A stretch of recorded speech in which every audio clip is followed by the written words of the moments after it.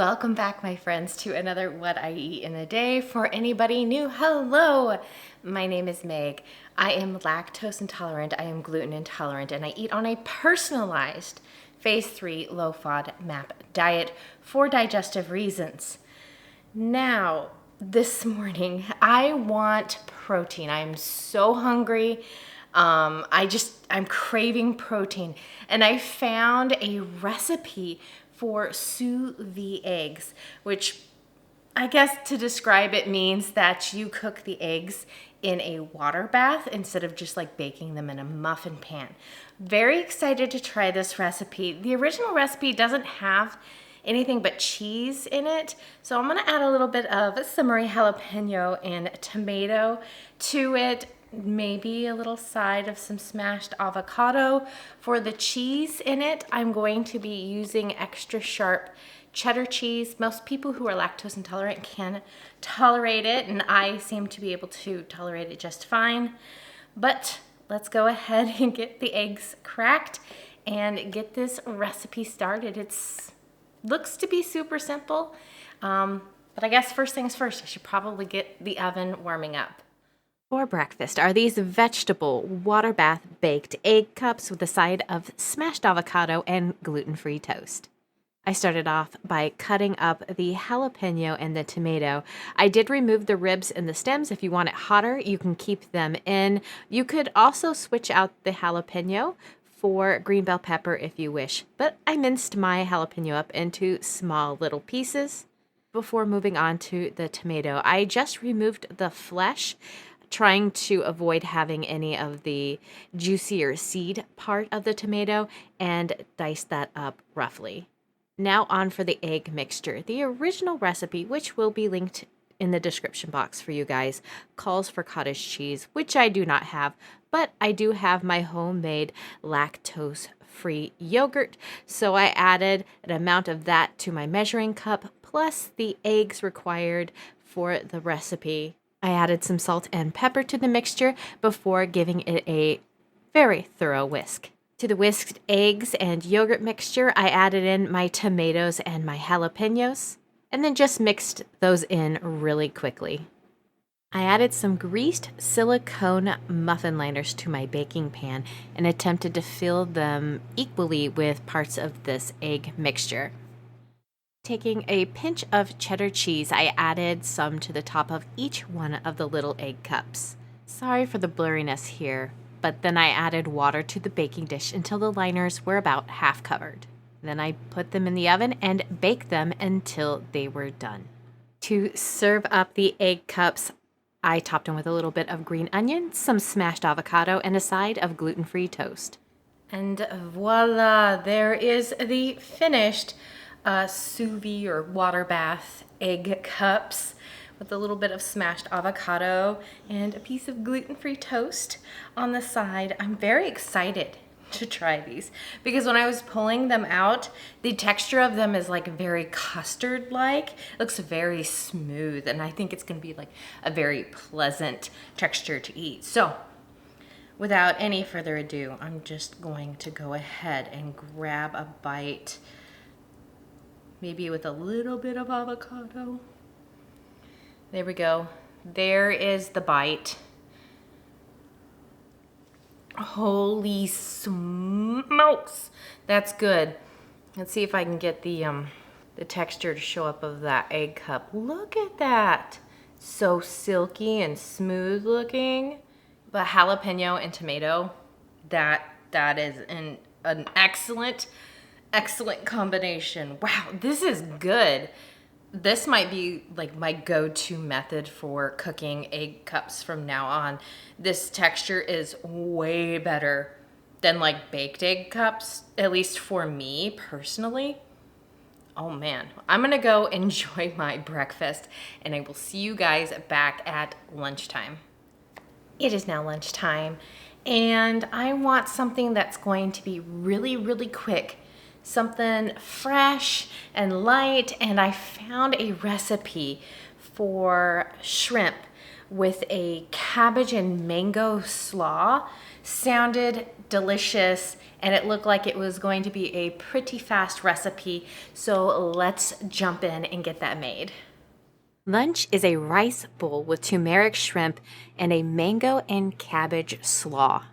To start off with, I was going to make the dressing for the slaw, so I added a bit of oil, some squeezed lime juice, a bit of salt and pepper, before quickly whisking that together and setting that aside. Before adding my shredded red cabbage to a bowl with a little bit of chopped up green onion. Now for the mango, because mango is very high in FODMAPs for me, I did have to carefully measure out a serving of that. And then I took it and I julienned it into small matchsticks like this. Then combined it with my cabbage. I also topped it with a little bit of fresh cilantro before adding the dressing in. Then mixing that all around so that the cabbage and everything is covered in the lime and olive oil mixture. Now for my shrimp, I added a few seasonings, including salt, pepper, turmeric, a little bit of cumin, and some crushed red pepper. And I made sure to mix that up so that each shrimp was properly coated in the turmeric mixture. And the original recipe actually calls for pan searing it, but I was feeling a bit lazy and threw the shrimp into my air fryer. I ran that at 400 degrees for 5 to 6 minutes, depending on the size of your shrimp. I had some leftover rice that I went ahead and added to my bowl before adding in the cabbage slaw mixture and then topped it off with my air fried shrimp. And finished it off with some chopped cilantro and some fresh squeezed lime juice. There is the completed veggie and shrimp rice bowl. This came together super quickly, which I love. And I just want to jump in and give this a try because it looks amazing. And I love cabbage. Cabbage is one of my favorite vegetables. I've never put mango with it before. I love that idea. So I'm going to try the slaw first on its own and see how it is. It is not bad. It's pretty like a simple basic flavor, but not a bad flavor. But I think it'll definitely go well with the shrimp.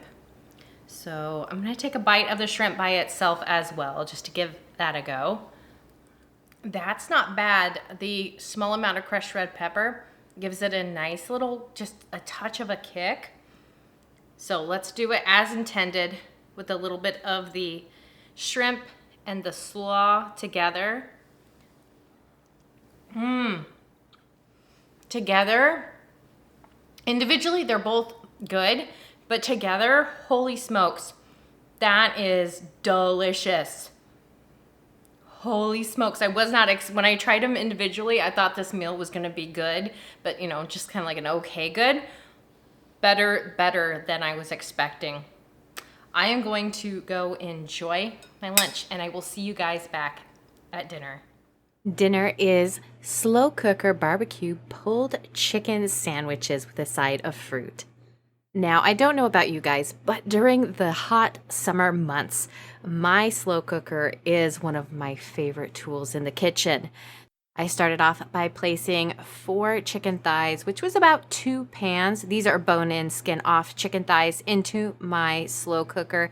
Then about 3/4 of a cup of homemade barbecue sauce, though the original recipe that I linked does include a barbecue sauce from scratch recipe. I added a little bit of water, just a couple tablespoons, to the barbecue sauce to help thin it out a bit so that the sugar wouldn't burn. Added the lid to my Instant Pot, put it in slow cooker mode, 4 to 5 hours on normal.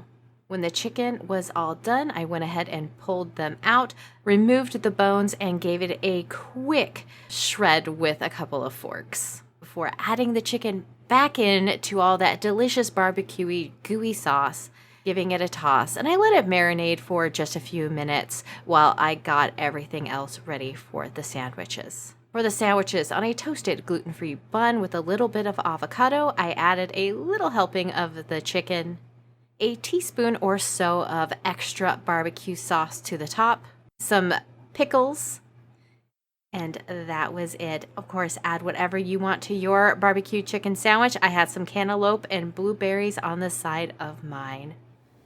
there is the final product for the sandwich. I cannot lie. I haven't had a barbecued chicken pulled sandwich in quite a while. I'm kind of excited for this.